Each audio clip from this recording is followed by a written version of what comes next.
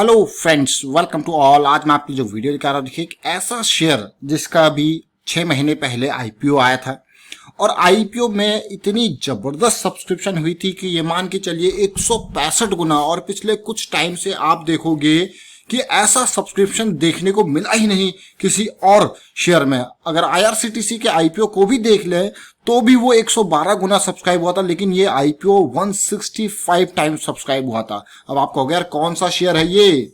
बात करते हैं स्टॉक के बारे में डिटेल में, Q1 के नतीजे भी देखते हैं। और आगे बढ़ने से पहले मैं आपको बता दूं, अगर आपने अब तक चैनल को सब्सक्राइब नहीं किया तो जल्दी से सब्सक्राइब कर ले, बेल आइकन को प्रेस कर ले, जिससे आपको नोटिफिकेशन आती रहेगी। और टेक्निकल एनालिसिस सीखने के लिए आप मेंबरशिप ज्वाइन कर सकते हो, ज्वाइन बटन पर क्लिक करके। Ujjivan small finance bank limited की हम बात कर रहे हैं और पता तो होगा ही आपको कैसा आईपीओ आया था, कितना जबरदस्त सब्सक्रिप्शन आईपीओ को मिला था। आज की डेट में 42% के आसपास की डिलीवरी, मैं कहूंगा 10 लाख शेयर्स ट्रेड हुए, जिसमें 4-4.5 लाख शेयर्स की डिलीवरी देखने को मिली है। और इसको जरा ध्यान से देखिए, जब आईपीओ आया था तो 165 गुना से भी ज्यादा सब्सक्राइब हुआ था। और जबरदस्त सब्सक्रिप्शन एनआईआई और रिटेल निवेशक और क्यूआईबी, इवन रिटेल निवेशकों ने 49 टाइम सब्सक्राइब किया था इसको। समझ लीजिए जरा, रिटेल निवेशक एक शेयर के लिए 49 लोग लाइन में खड़े थे खरीदने के लिए, इस तरीके से। और आईपीओ जब आया था तो इसका प्राइस था मात्र 37 रुपए।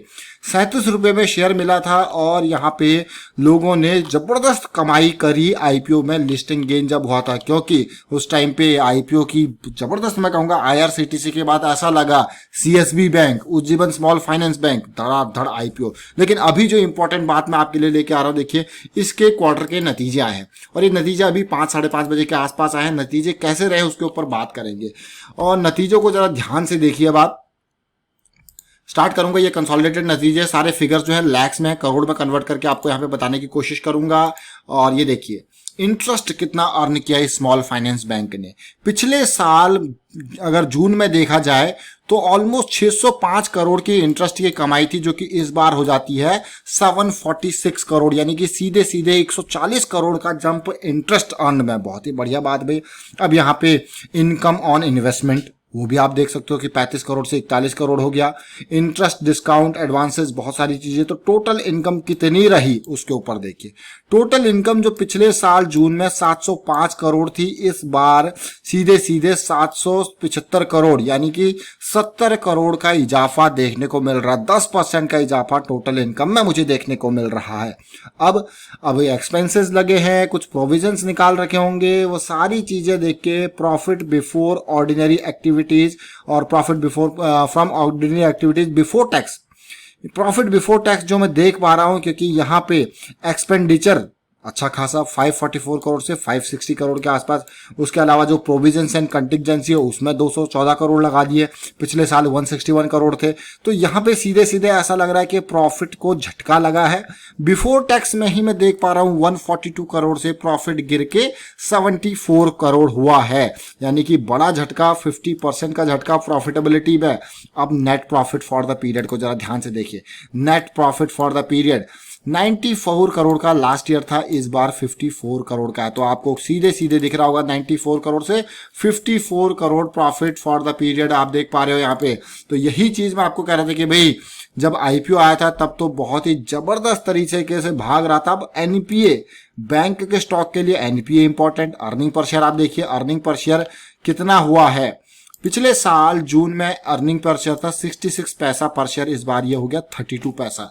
और एनपीए की अगर मैं बात करूं तो ग्रॉस एनपीए के परसेंटेज जो मैं देख पा रहा हूं वो 0.84% से बढ़ के 0.97% हो गया, जो कि अपने आप में एक रिस्क, यहाँ पे परसेंटेज बढ़ती हुई दिख रही है। लेकिन नेट एनपीए के परसेंटेज में थोड़ा इजाफा मुझे देखने को मिल रहा है, यानी कि नेट एनपीए 0.26% से 0.18% हुआ है। तो ये आपने देखे क्वार्टरली नतीजे। लेकिन नतीजों के अलावा भी कुछ इंपॉर्टेंट बात है, किस तरीके से यहाँ पे मूवमेंट बना है, किसके बाद जो आपने देखा आईपीओ के बाद जो धमाल हुआ है, जरा उस कमाल धमाल को देख लीजिए। आईपीओ हुआ था, म्यूचुअल फंड वालों ने ऑलमोस्ट 3 करोड़ शेयर्स यहाँ पे खरीद लिए थे। 1.72% की होल्डिंग इनकी दिसंबर एंड पे थी।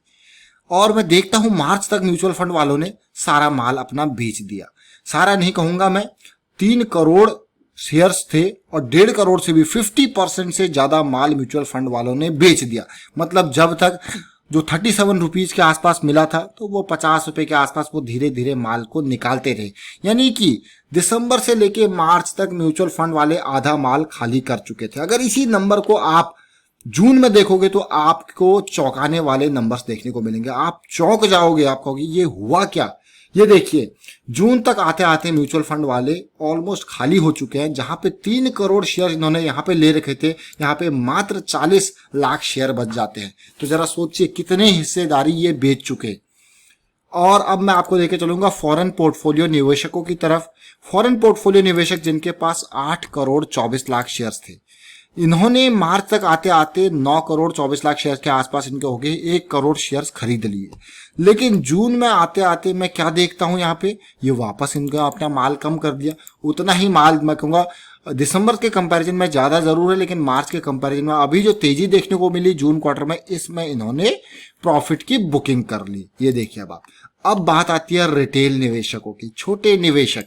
जब बात थी आईपीओ की तो छोटे निवेशकों ने आपने देखा कि 50 गुना सब्सक्राइब किया था और यहाँ पे 1,20,000 छोटे निवेशकों के पास 5 करोड़ 73 लाख शेयर्स थे दिसंबर एंड पे, जो कि मैं देखता हूं मार्च एंड में बढ़ जाता है। अब 6 करोड़ 7 लाख शेयर्स इनके पास हो जाते हैं।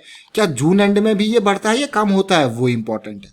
देखिए, आपने देखा कि किस तरीके से म्यूचुअल फंड वालों ने सब कुछ खाली कर दिया। फॉरेन पोर्टफोलियो इन्वेस्टर ने मार्च की गिरावट में जरूर पकड़ा था, लेकिन कुछ पार्ट उन्होंने भी जून आते आते खाली कर लिया। लेकिन रिटेल निवेशक थोड़ा सा अलग चलते हैं और वो देखते हैं कि सस्ता है, खरीद लो, रख लो। उसके कंपैरिजन में जो बड़े निवेशक हैं वो थोड़ा सा अपने पैसे को सेफ साइड में लेके चलते हैं और ऐसा सोचते हैं कि जरा अच्छी पोजीशन में आएगा तो खरीद लेंगे। जरा देखिए, 1,20,000 लोग थे, 1,36,000 लोग होते हैं और दिसंबर आते आते ये लोग कहां से आ, देखिए कितने बढ़ जाते हैं ये लोग। 1,57,000 लोग हुए, लोग बढ़ते गए और अब इन लोगों के पास शेयर जो 5 करोड़ 70 लाख के आसपास थे वो 7 करोड़ शेयर्स हो जाते हैं। तो आप कहोगे यार ये तो बहुत ही जबरदस्त इजाफा। तो माल जिसने भी बेचा, खरीदा किसने? रिटेल निवेशकों ने। यही मैं आपको समझाना चाहता हूं। अक्सर मैंने देखा है म्यूचुअल फंड वाले माल बेचते हैं तो रिटेल निवेशक खरीदते हैं, लेकिन जब रिटेल निवेशक बेच रहे होते तो म्यूचुअल फंड वाले खरीद रहे होते हैं। ये साइकिल कुछ अलग ही चलती है। कई बार ये साइकिल हमेशा इसी तरीके से रहती है। जब भी शेयर गिरता है रिटेल निवेशक उसमें झपक पड़ता है और म्यूचुअल फंड वाले प्रॉफिट बुक कर रहे होते हैं, माल निकाल रहे होते हैं। जब शेयर गिर चुका होता है और रिटेल निवेशक डर रहे होते हैं और तब डर के निकाल रहे होते हैं तो म्यूचुअल फंड वाले उसमें इन्वेस्ट कर रहे होते हैं। तो ये उज्जीवन स्मॉल फाइनेंस बैंक की डिटेल आपने देखी। लेके चलूंगा आपको इसके शेयर होल्डिंग पैटर्न पे, क्योंकि ज्यादा डिटेल तो होगी नहीं, दिसंबर से ही मार्च में आगे ये मार्केट में है। तो फिर भी आप देखिए किस तरीके से सिचुएशन रही है दिसंबर से अब तक। अगर वीकली चार्ट को देखोगे, जो सिचुएशन बनी थी कि कितना जबरदस्त यहाँ पे लगा होगा आपको भाई आईपीओ के टाइम पे 62 के आसपास चला गया था। तो भाई जब 37 रुपीज का शेयर इतने जबरदस्त तेजी उसमें देखने को मिली थी तो भाई बड़े लोगों ने माल निकाला। लेकिन सोचने वाली बात यह है कि इस स्टॉक को अगर आप देखोगे हाई बना था, हाई बनने के बाद हमारा बेसिक जो पैरामीटर होता है, हम बार बार 49 48 के आसपास का इसका सपोर्ट मिलना था। लोअर हाई बना लेकिन लो टूटते ही पेन की सिचुएशन आपने देखी। पेन की सिचुएशन इतनी खतरनाक आई कि शेयर 22 रुपए के लेवल तक चला गया। अब 22 रुपए से लेवल तक जाने के बाद तेजी आई, फिर करेक्शन आई और ये करेक्शन रिजॉल्व होने के बाद आपको 42 रुपीज के आसपास तक ये शेयर जरूर गया। अभी फिर से करेक्शन है और मुझे लगता है अगर टेक्निकल एनालिसिस के बेसिस पे आप इसमें इन्वेस्ट करने की सोच रहे हो तो लेट द करेक्शन रिजॉल्व, उसके बाद ही एंट्री करना, क्योंकि करेक्शन का रेजोल्यूशन काफी इंपॉर्टेंट होता है एंट्री के लिए। जैसे कि आपने अगर इस करेक्शन के रेजोल्यूशन पे एंट्री किया होता तो आपको 27 से 28 रुपए के आसपास ये शेयर बहुत ही अच्छा अट्रैक्टिव लग रहा होता है, तो यही प्राइस ही बाइंग प्राइस। लेकिन यहाँ पे पीक पे गया, टाइमली प्रॉफिट भी बुक, अब डाउन आएगा करेक्शन, दोबारा एंट्री का मौका जरूर मिलेगा। छोटे टाइम फ्रेम पे जाएंगे, समझने की कोशिश करते हैं क्या कुछ हुआ, क्या कुछ चल रहा है।